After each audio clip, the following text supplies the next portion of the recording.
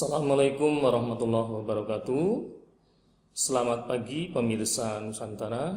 Kembali berjumpa dengan SPN Channel, Saluran Kreatif dan Ruang Sains.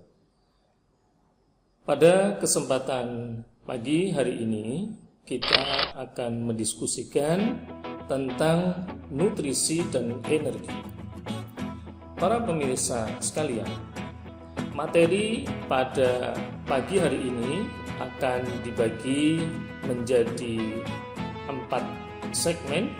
Yang pertama tujuan, yang kedua pengantar, yang ketiga makronutrien, dan mikronutrien yang terakhir. Para pemirsa sekalian, tujuan pada penayangan materi tentang nutrisi dan energi pada pagi hari ini adalah setelah pemirsa mengikuti tayangan materi ini, pemirsa dapat memahami manfaat makanan bagi manusia. Yang kedua, jenis makronutrien yang dibutuhkan manusia. Dan yang ketiga, jenis mikronutrien yang dibutuhkan oleh manusia.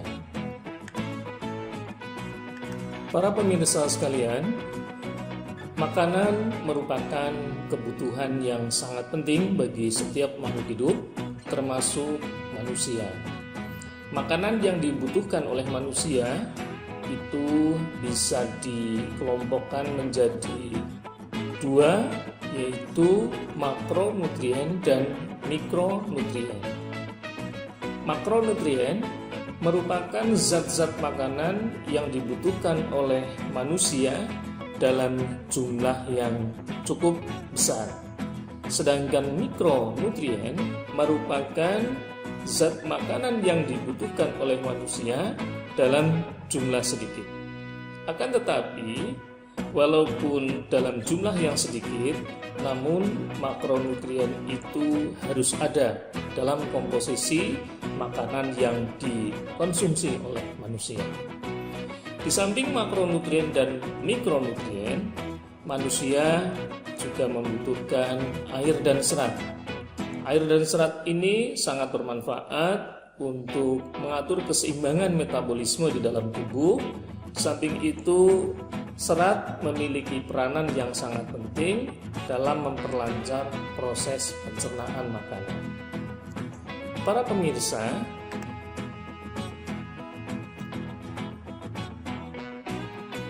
makanan bagi tubuh kita memiliki fungsi antara lain sebagai sumber energi, sebagai zat yang menyokong pertumbuhan dan perkembangan, kemudian yang ketiga memelihara dan memperbaiki sel-sel tubuh yang sudah rusak atau tua, kemudian mengatur metabolisme tubuh, menjaga keseimbangan cairan tubuh, dan meningkatkan daya imun tubuh terhadap penyakit.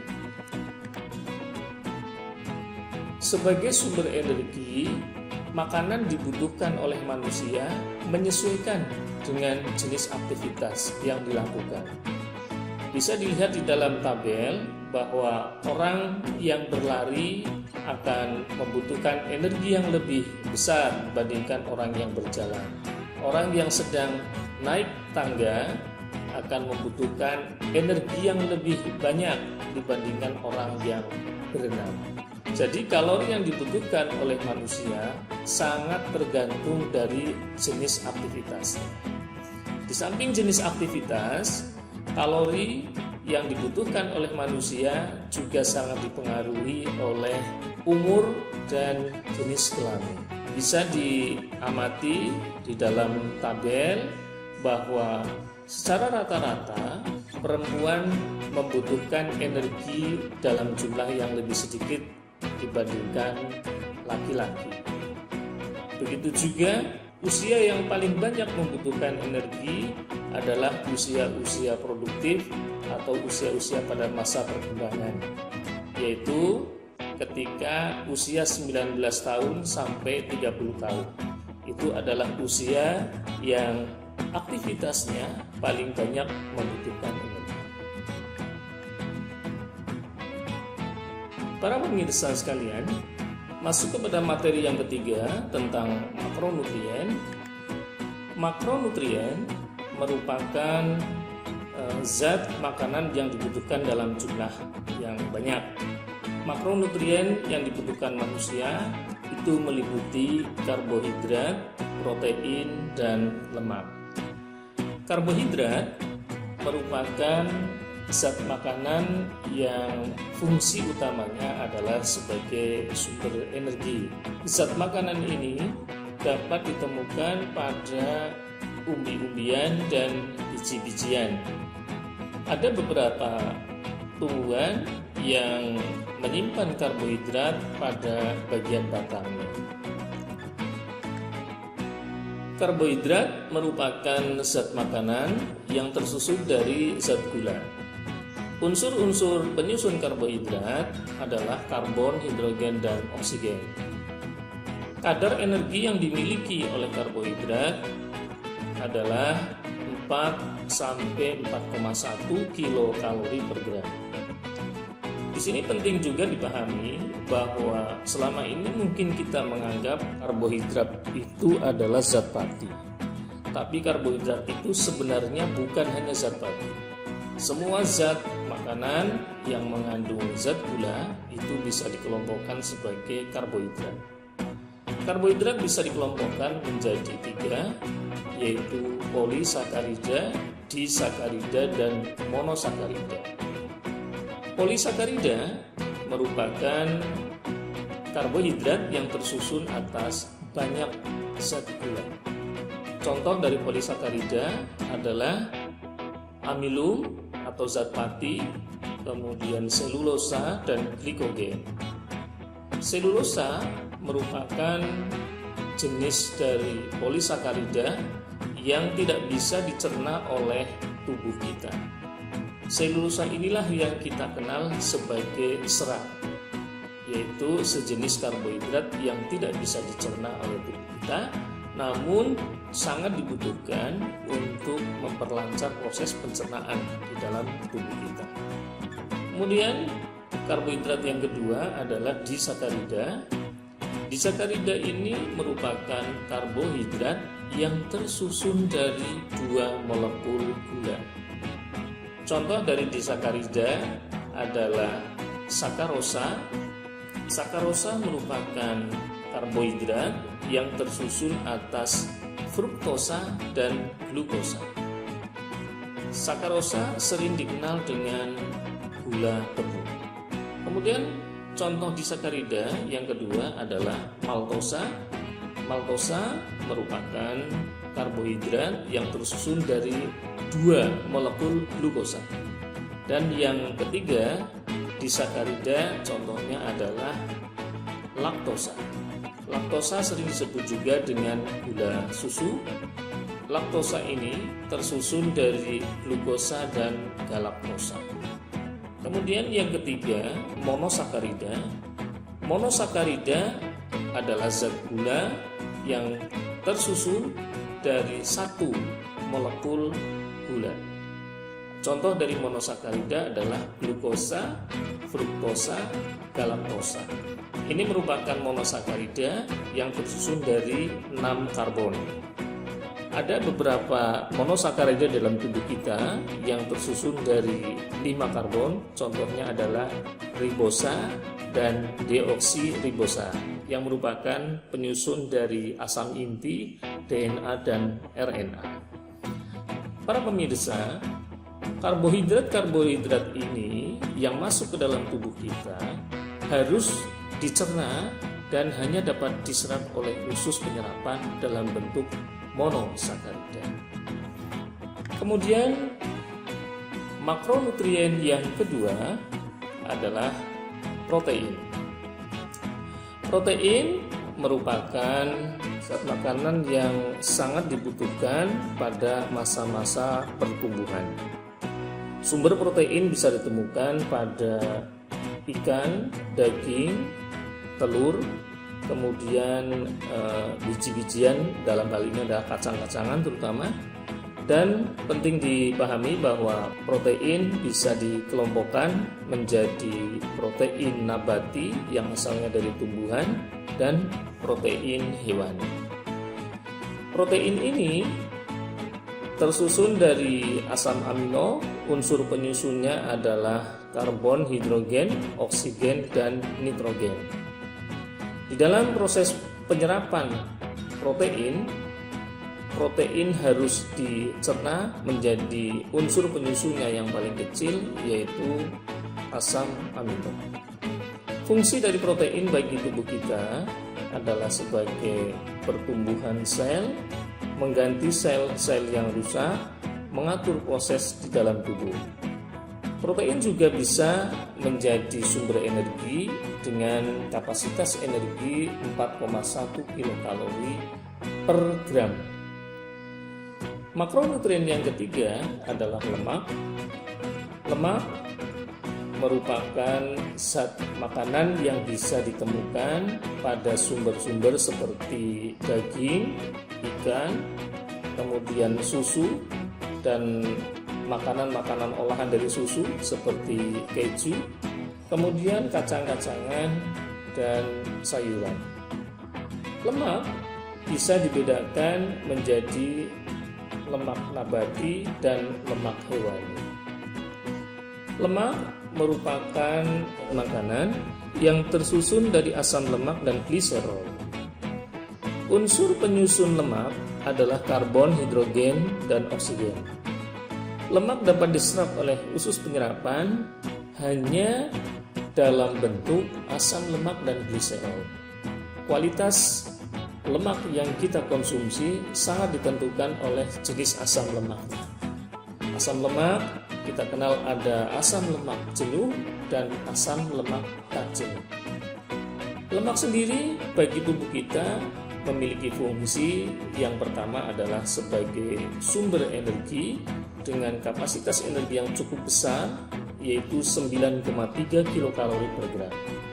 Kemudian lemak juga memiliki peranan sebagai pelarut vitamin A, vitamin D, vitamin E, dan vitamin K. Lemak juga merupakan zat makanan yang berfungsi sebagai pelindung tubuh terhadap suhu rendah dan juga merupakan pelindung organ-organ tubuh yang penting. Para pemirsa sekalian, itulah tentang makronutrien, sumbernya dan fungsinya bagi tubuh kita.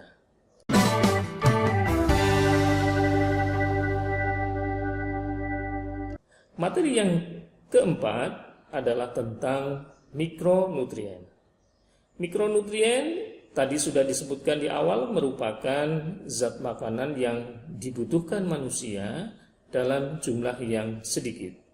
Namun sangat penting keberadaannya di dalam tubuh kita. Makronutrien bisa dikelompokkan menjadi vitamin dan mineral.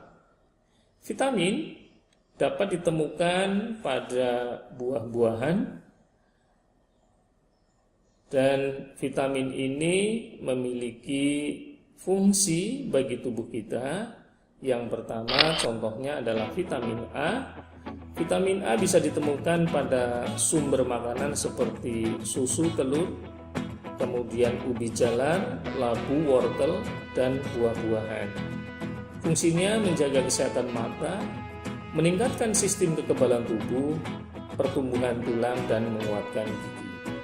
Kemudian vitamin B memiliki manfaat mengatur fungsi tubuh, membantu untuk menghasilkan sel darah merah. Kemudian sumber dari vitamin B bisa ditemukan pada gandum, makanan lauk, daging, telur, produk susu seperti susu asam, sayuran yang berdaun hijau, kemudian kacang. Kemudian vitamin C umumnya bersumber pada buah-buahan. Manfaat dari vitamin C adalah membentuk kolagen, membantu menjaga kesehatan jaringan tubuh seperti gusi dan otot, dan membantu tubuh melawan infeksi. Berikutnya adalah vitamin D. Vitamin D memiliki fungsi untuk menguatkan tulang dan gigi, membantu tubuh menyerap kalsium pembentuk tulang. Vitamin D bisa kita peroleh dari sumber makanan seperti kuning telur, minyak ikan, dan makanan yang diperkaya seperti susu dan susu kedelai. Kemudian vitamin E bisa kita konsumsi dari sumber-sumber makanan seperti minyak sayur, kacang-kacangan, dan sayuran berdaun hijau, alpukat, gandum, dan biji-bijian.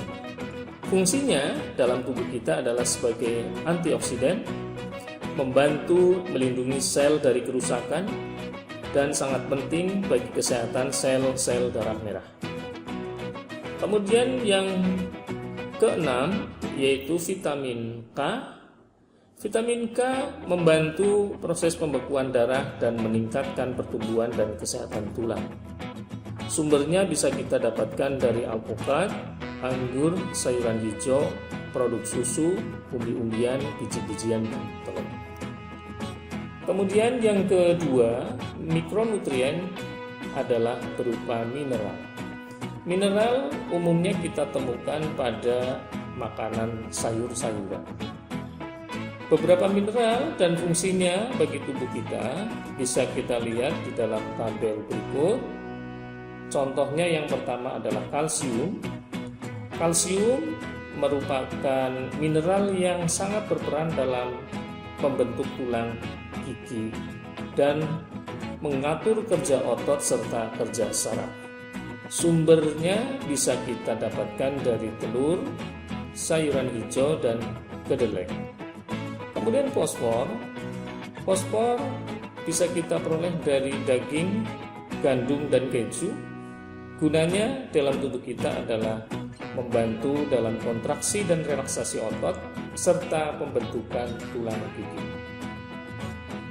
Yang ketiga yaitu kalium.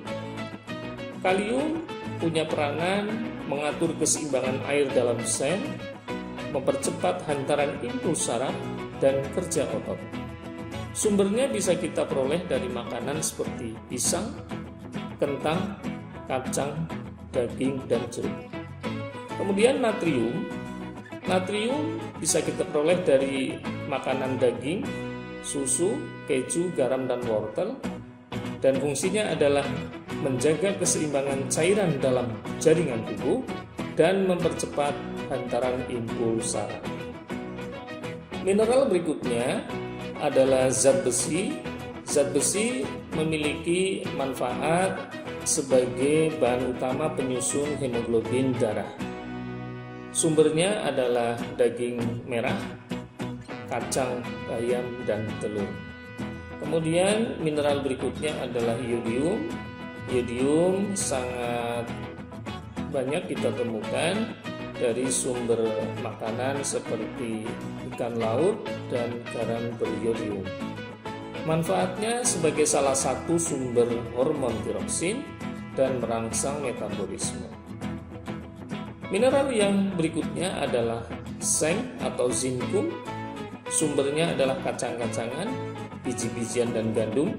Manfaatnya bagi tubuh adalah menjaga kekebalan tubuh, kesehatan mata, menghambat virus, mengurangi risiko kanker, kesehatan organ vital laki-laki, dan mempercepat penyembuhan pada luka.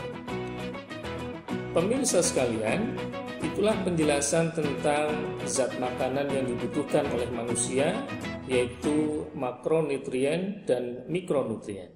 Kurang lebihnya mohon maaf, kita bertemu pada tayangan video berikutnya. Assalamualaikum warahmatullahi wabarakatuh.